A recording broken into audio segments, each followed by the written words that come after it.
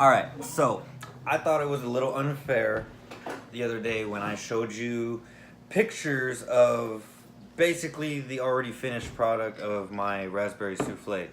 And I was like, oh, you can do this for Mother's Day. It's so easy. But, I mean, without seeing it or someone telling you what to do, it's not actually that easy. But once you see it, it's like super simple. So I just want to show you what I did in class and at home to make the souffle. So first, you got to get all your stuff together, which we call mise en place, which means everything in place.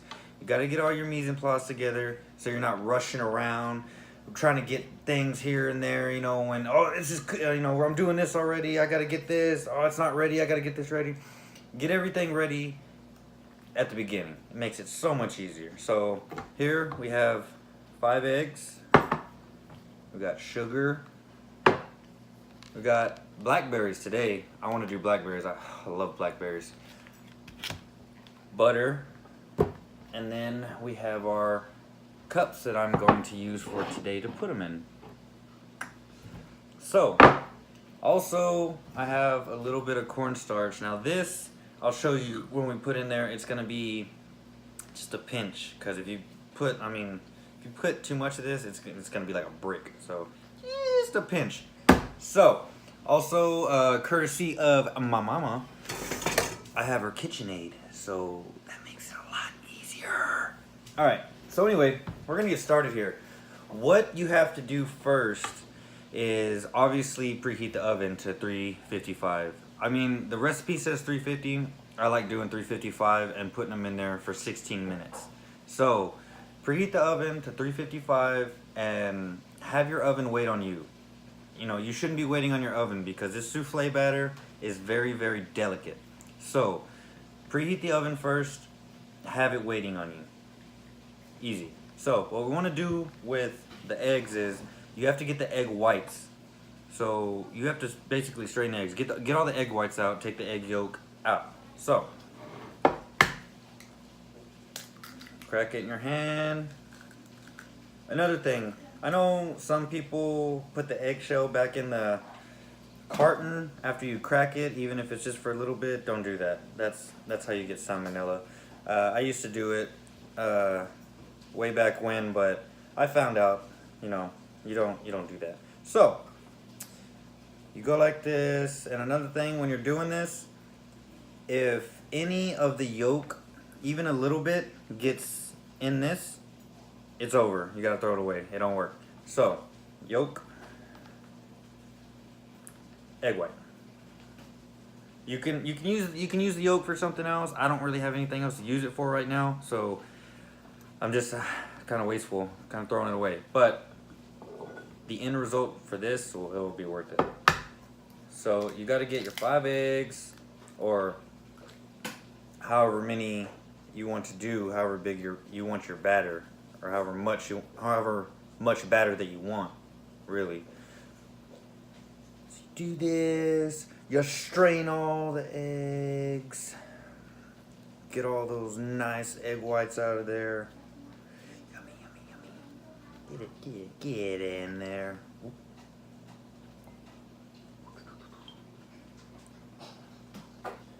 I know it seems like I'm being a little rough right now, but you can't be too rough or the yolk will break. And if the yolk breaks, like I said, it's over. You gotta throw the whole thing away, which my chef instructor showed me a way to do it, the 3-bowl method, so that you crack it in one bowl and you get the egg whites and then you immediately pour it in another bowl. So when you crack another one, if you mess it up, you only mess up 1 egg. But right now, for this, I'm just doing it like this. So,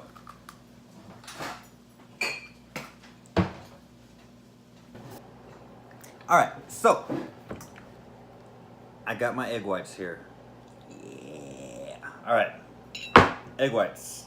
Now, I want to go ahead and I'm gonna smash up my blackberries here.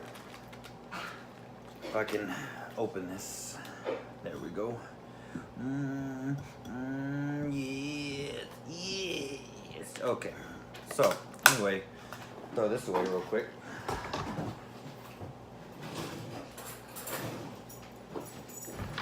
I'm back. Alright, so just wanna smash these up a little bit. Yes, yes. Get some good juices. Yes, yes, yes, yes. Get in there. Had one try to escape.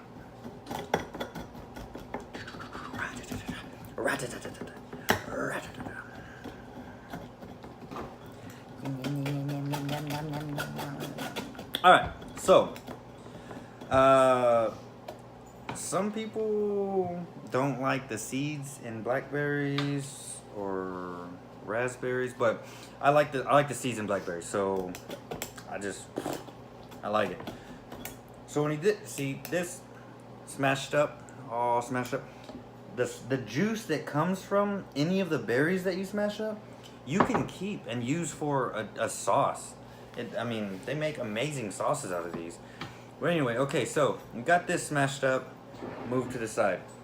Now, the cups.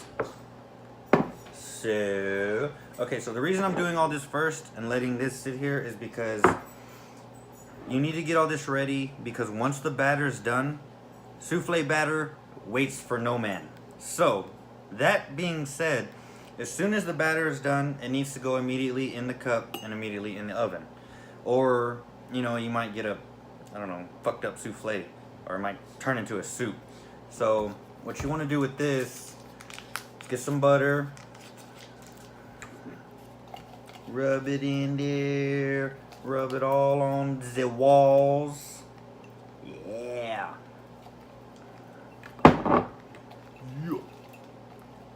Yeah. All right. Rub it all in there. Get some.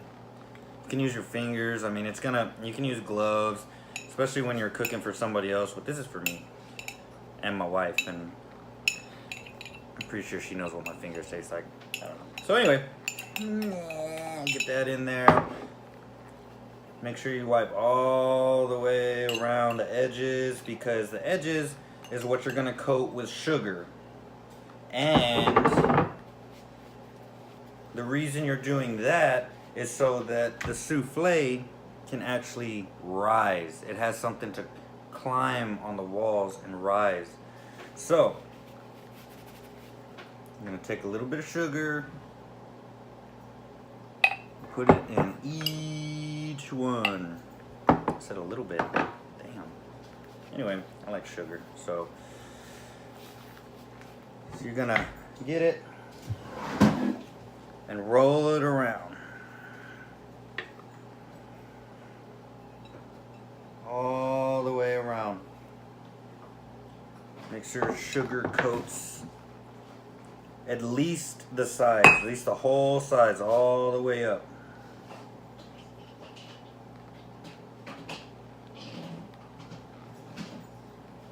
See, sugar's coated all the way up the side, all the way to the top. This one too, I missed a little bit, so gotta. All right, so this is set. The next thing is the most important part, which is mixing the batter. Now, I'm gonna show you exactly what to do and when to do it. Boom, we back. Okay, so this is the most important part. Egg whites. Put them in the mixer. If you don't have a KitchenAid, you can whisk it by hand, but let me tell you, it's gonna take like, I don't know, forever. So, you dump the egg whites in there. Put this down, lock it, be safe. All right, so first you're gonna put it on a very slow setting. You're gonna do this for about 30 seconds.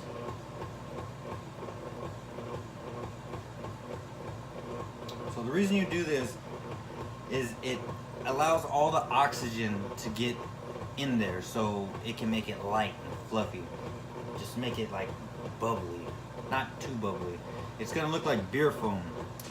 Chef Bufa, my instructor, worded it that way. It looks like beer foam. We all know what beer foam looks like, whether you drink or not. You've seen it on a commercial, you've seen it in a movie. The head of the beer, all the foam up there, that's what you're trying to get this to. So once you do it for about 30 seconds to let the oxygen get in there, then you can speed it up a little bit.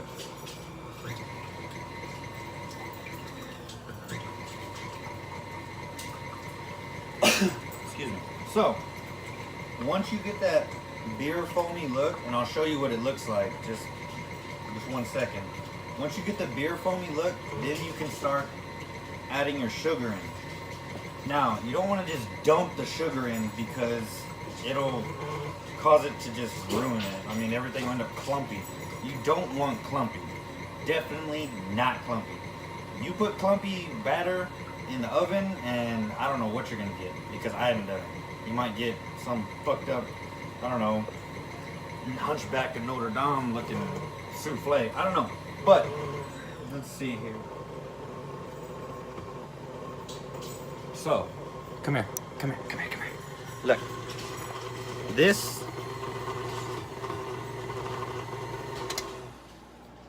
you see how it's foamy? Looks like beer foam? Okay. So now that it's beer foamy, now you can start adding in your sugar, a little at a time. A little here, let it mix in. A little here, let it mix in.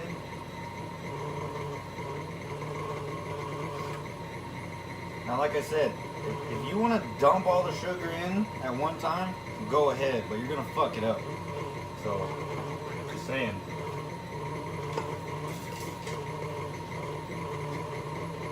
Cooking takes time, and I wasn't a big fan of patience before, because yeah, I cook a lot of things, but some of the stuff I cook was kind of fucked up. It wasn't the taste I wanted. So actually going to school and learning about it, about cooking times, temperatures, ingredients, how much to add, the measurements, it makes it a whole lot easier, and you can, God, it makes it taste so much better. Obviously, if you do it the right way, anything tastes better. But if you don't want to do it the right way, then I guess you won't have a right mixture. So, keep adding the sugar in. Got my puppies running around back there.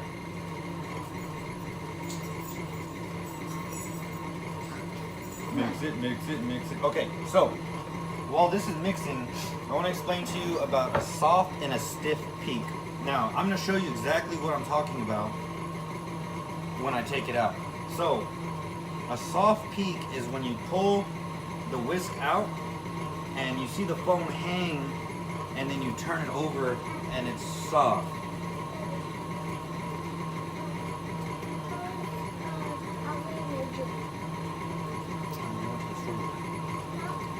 Real quick.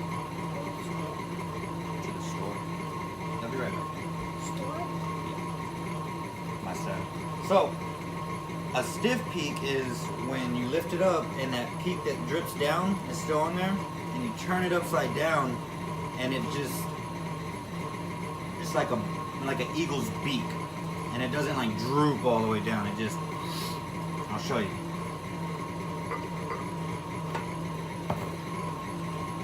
Now, granted, this takes, just a little bit. You gotta have some patience. This isn't something that you can rush. Now, here I'm putting in a pinch of cornstarch. Just a pinch.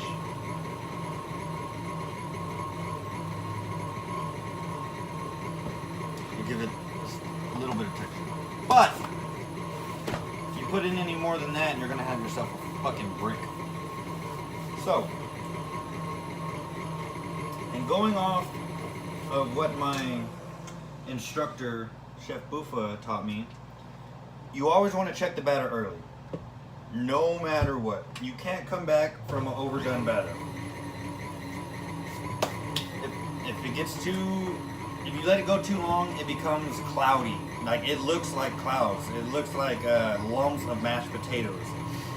Once you get to that point, it's over. It's done. You might as well throw it away. Or, I don't know, do something with it else, but you're not going to make a souffle with it. So, always check your batter early. Check everything early. Because, I mean, once you get past a certain point, once you get past burnt, how are you coming back from that? You're not. So, let it stir, stir, stir. Always be checking it. Don't walk away and forget about it, because I'm telling you, it's not going to be there when you get back. Trust me.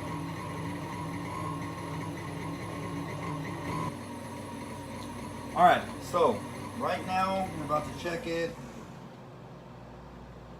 Let's see. This is what I mean by checking it.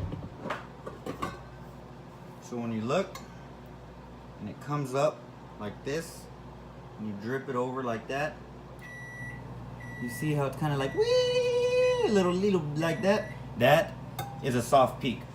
So we need a stiff peak. So we gotta put it in there for a little longer. It's almost there though.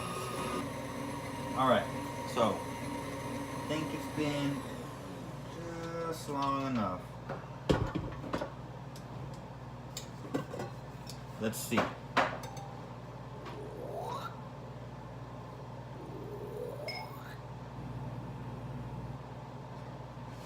Still a little jiggly, but that's how I'm gonna do it. So now what you want to do is put that to the side. So now your berries, whatever you want to add, strawberries, blackberries, raspberries. I'm not really sure how strawberries and blackberries are going to come out, but I know raspberries come out awesome, but I'm going to try blackberries today. So you don't want to just dump all this in there, because it's going to flatten it, and you don't want to just vigorously mix it around anymore with your berries, because the batter will fall. So you're going to want to put a little in at a time,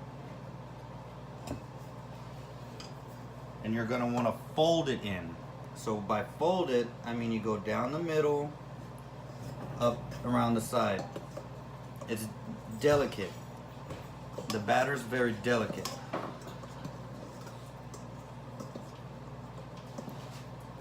Doing this.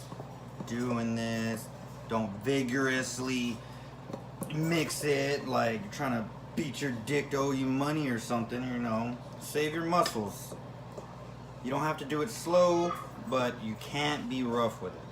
You know, gotta have that slow motion, you know? Smooth. You get the rest in there. Come on my side. Just leave the door open. So, okay.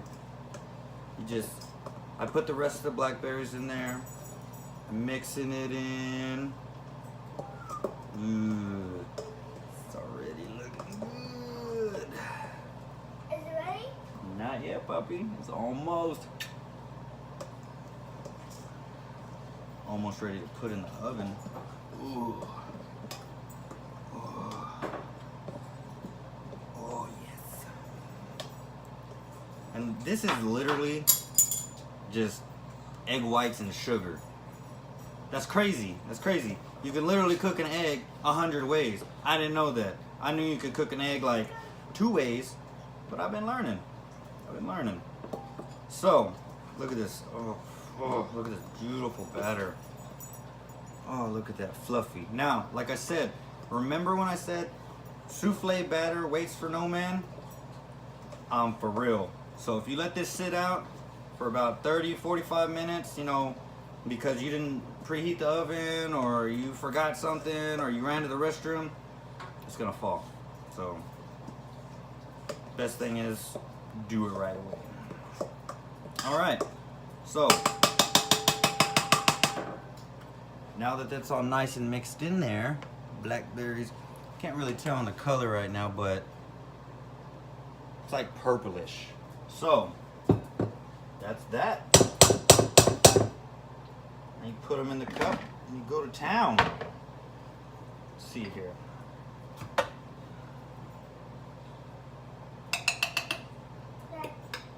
What, puppy? The iPad says loading. Okay. Look, that's not. It's loading. It says what's that? No. We'll let it load. I am letting it load. Okay, so you don't want to put it in there too much to where it's all the way to the top, because like you've seen before on my past soufflés, they rise up above because they climb on that sugar. So I'm gonna try not overfilling them this time. Let's try that. All right, so I went ahead and did 4 because I didn't want to waste any batter. So let's take this to the oven. As you see, it's at 355. So you're gonna open the oven. Throw these beautiful babies in there. Set the timer. 16 minutes. And now we play the waiting game. And here we have Blackberry soufflé. Now, the important thing is, do not open the oven early. If you open the oven early to check on your little soufflés, be like, ooh, look at this, I want to take a picture of it, it's going to fall. You're going to have a nice soup. It's going to be blah, blah, blah. Do not open the oven early. I can't stress that enough, or you will be very, very sad. Or you'll have a soupy soufflé. So, there's my Blackberry soufflé, and I hope you enjoyed it. I hope you make it. Thanks.